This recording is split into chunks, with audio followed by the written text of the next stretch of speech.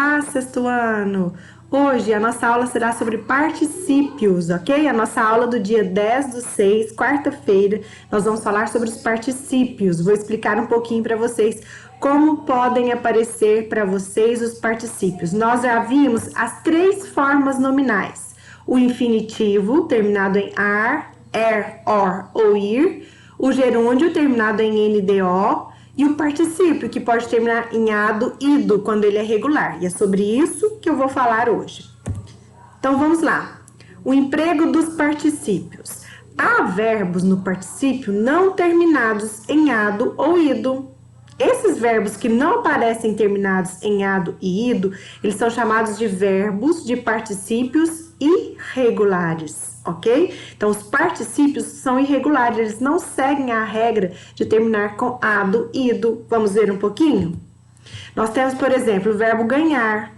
O particípio dele é ganho. Nós temos pagar, o particípio é pago, gastar, gasto, dizer, dito, pôr, posto, escrever, escrito, fazer, feito, ver, visto, ok? Então, esses são particípios irregulares, ou seja, eles têm uma forma especial para o particípio. Eles não terminam em ganhado, pagado, gastado, dizido, né? Eles têm a sua forma especial, é uma forma mais contracta, né? Vamos dizer assim, mais sintética.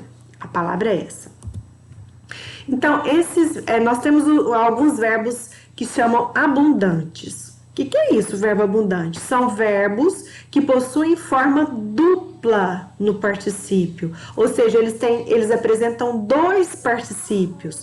Um particípio é regular e o outro particípio é irregular. Ele tem duas formas. Uma que termina em ado, ido, regular. E outra que tem uma forma especial, sintética, que é o irregular. Andreísa, temos aqui o exemplo para vocês de verbos abundantes. São verbos que apresentam dois particípios. Aqui eu tenho a listinha dos particípios regulares e aqui eu tenho a listinha dos particípios irregulares.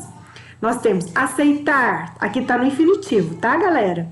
Aceitar, aceitado, aceito, isentar, isentado, isento, matar, matado, morto, soltar, soltado, solto, entregar, entregado, entregue, enxugar, enxugado, enxuto, vagar, vagado, vago, expressar, expressado, expresso, expulsar, expulsado, expulso, salvar, salvado, salvo, acender, acendido, aceso, prender, prendido, preso, suspender, suspendido, suspenso. Então, aqui eu tenho duas formas, uma terminada em ado, ido, e outra terminada em uma forma especial, mais sintética, ok? Incorrer, incorrido, em curso, morrer, morrido, morto, benzer, benzido, bento, eleger, elegido, eleito, romper, rompido, roto, emergir, emergido, emerso, frigir, frigido, frito, imergir, imergido, imerso, submergir, submergido, submerso, exprimir, exprimido, expresso, imprimir, imprimido, impresso, extinguir, extinguido, extinto, inserir, inserido, inserto, omitir, omitido, omisso, ok? Então, Andreísa, como que eu vou saber se eu vou usar o particípio terminado em ado, ido, ou se eu vou usar o particípio irregular, que tem a forma especial? Aí existe uma regrinha. Então, olha qual que é a regrinha. Os verbos de particípio regular são acompanhados dos verbos auxiliares. O que são verbos auxiliares? Aquele que vem auxiliando na frente. Dos verbos auxiliares ter e haver. Então, se o verbo auxiliar for ter e haver, eu vou usar o particípio regular, que é ado, ido.